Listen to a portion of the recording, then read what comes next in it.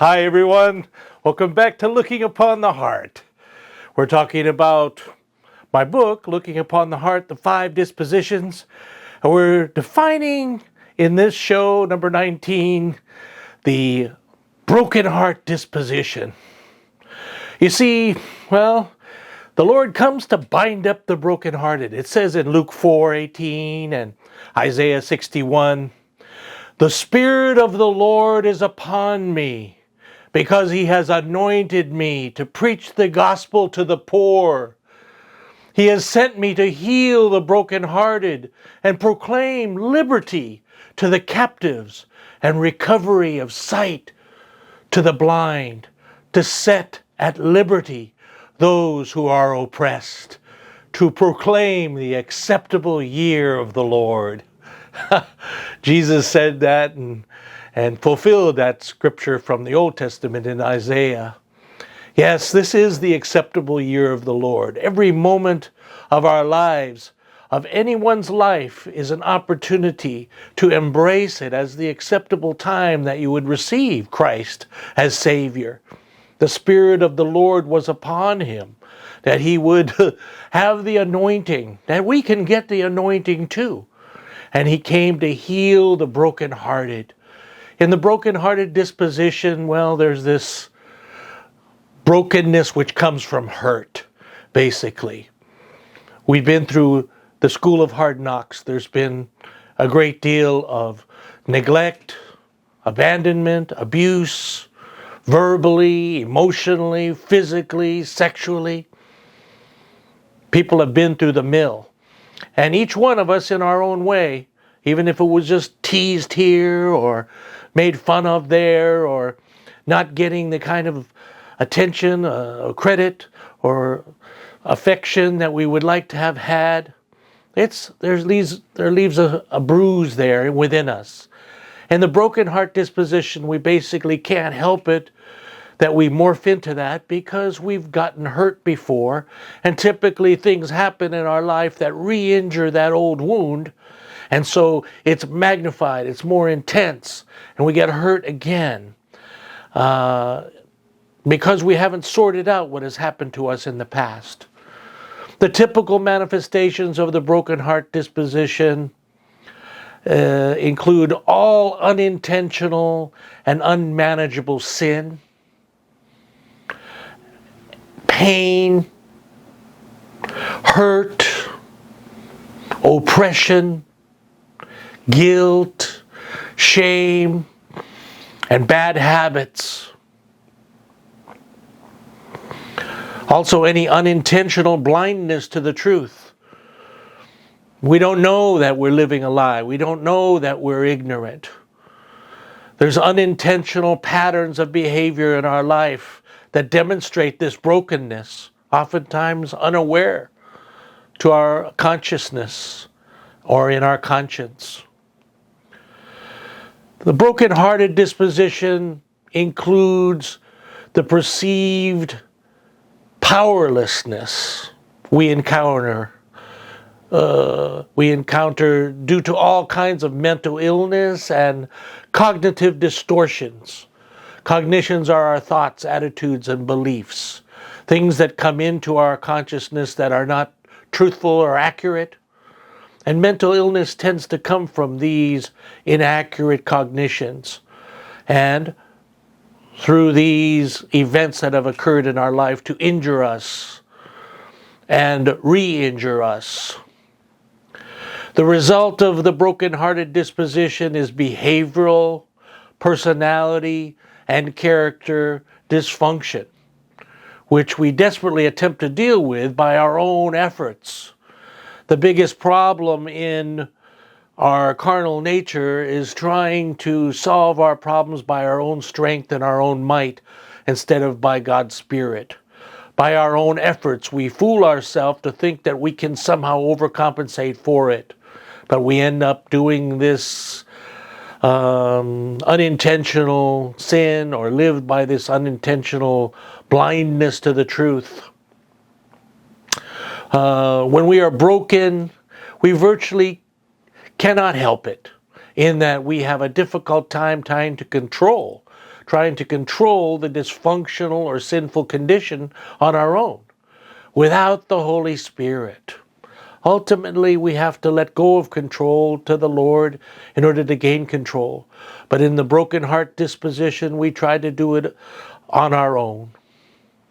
Well, the character states and personality styles of the broken heart disposition that we can morph into are 9 different ones I list in my book, Looking Upon the Heart, the 5 dispositions. And I have personified them.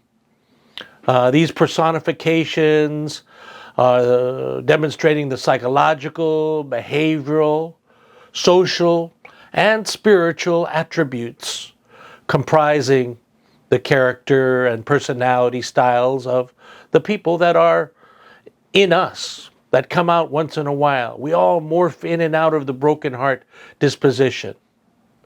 The first character state and personality style we call fragile Freda or fragile Frodo.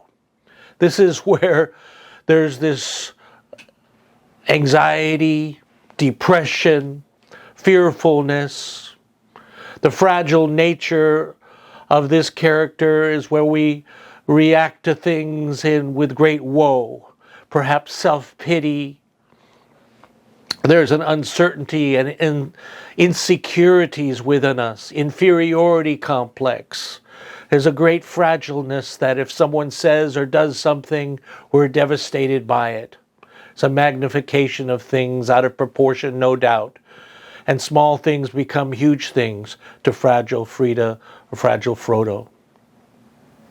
Then there's the character state and personality style called drama Dora or drama Darren. This is where there's an habitual pattern of becoming theatrical, dramatic and reactive to demonstrate some sort of crisis in order to draw attention to oneself. It's manipulative on some level, but we're not aware of it. We're trying to cry out for help. Some people demonstrate cutting behavior or bulimia or suicidal attempts, screaming out, trying to draw attention, perhaps in a seductive way, usually in a attention-getting, manipulative way, with great sorrow and feeling sorry for oneself. Then there's foolish Frank or foolish Francis. In this character state and personality style, there's no-brainers being done, doing things without thinking things through, not realizing that you need to be careful what you say. Foolish Frank tends to blurt out things without thinking and not thinking of the consequences of his action to get himself in trouble or to embarrass others or to instigate others. He tends to do foolish things like try to tie his shoe while he's handling his gun and may shoot himself in the foot, literally. Foolish Frank needs to think before he acts. Then there's the character state and personality style called anguished Agnes or anguished Angus, where there's just this painful experience inside and brooding, feeling terrified and petrified, and perhaps just not knowing what to do, deep in anguish, grieving, never overcoming things that have happened in the past, hanging on to things, anguished with worry, not knowing what decision to make. And Angus and Agnes are stalled in their ability to make decisions because of the ball and chain, that's the anchor that's hanging off of their cruise ship, preventing them from moving forward because of the pain of the past. Then there's doubting Doreen or doubting Darren, where there's this inability to trust. It's very much a broken-hearted disposition, a suspiciousness, an uncertainty about life, doubt, not willing to trust the Lord or anybody else, not really certain if it's okay to proceed, having to have proof of everything before proceeding. And then the distant cousin, which has a severe problem, is paranoid Floyd. Paranoid Floyd thinks that people are out to get him. There's a conspiracy. There's people that are ganging up against him, gossiping about him, thinking bad thoughts about him. But in these personality styles and character states, there's no evidence that those things might be true. There's a jumping to conclusions, a number of thought errors, thinking errors that take place in these broken heart disposition. Then there's passive Peter or passive Petra, where there's this appearing laziness, but actually there's an underlying anxiety, a procrastination, uncertainty about things, a dependency for other people to take care of things for them. And we morph into this state of inaction, a lack of assertiveness, a lack of forward, proactive initiating of activity. And basically getting behind in schedule and not getting things done, not doing what you got to do. There's a broken-hearted disposition, character state and personality style called denial Denny, or denial Denise. There's a fooling oneself. There's not an ability to admit to problems, that you have an eating problem, that you have a smoking problem, that you have a drinking problem. There's a denial.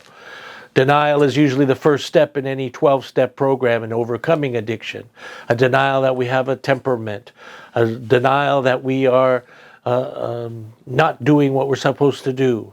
There's a lying to ourselves and therefore a lying to others as a result in this state of denial. Denial is not a river in Egypt, as they say. It's just not knowing the truth, a blindness that we can't help in the broken heart disposition. Then there's the character state and personality style called Look at Me Louie or Look at Me Louise, where there's this show-off tendency. And you wouldn't think that this is a broken-hearted disposition, but there's an attempt to overcompensate for deep insecurities and inferiority feelings by showing off, standing in front of people trying to balance the shot glass on the nose and get attention. It's the sad clown that's hiding. The comedy person that's actually deeply depressed. Like Robin Williams, I guess, ended up killing himself. Very sad story. And then lastly, conflict caveman or conflict cavewoman. This is when the tough times start up, the caveman caves in. He doesn't believe he can do it. He has this inability to think that he can face it. And so there's this caving in under pressure, unable to proceed forward. So these character states and personality styles will go into further along in our videos and further chapters of our book. But that's it for now. Be very careful, to recognize that deep inside of all of us, there's a wounded bird. There's someone that has a broken-hearted place in us that needs to be bound up. And Jesus came to do that for us. So be of good cheer. God is with you always, and He will bring you out of the broken-hearted disposition. Until next time, have a wonderful day. I look forward to seeing you next time.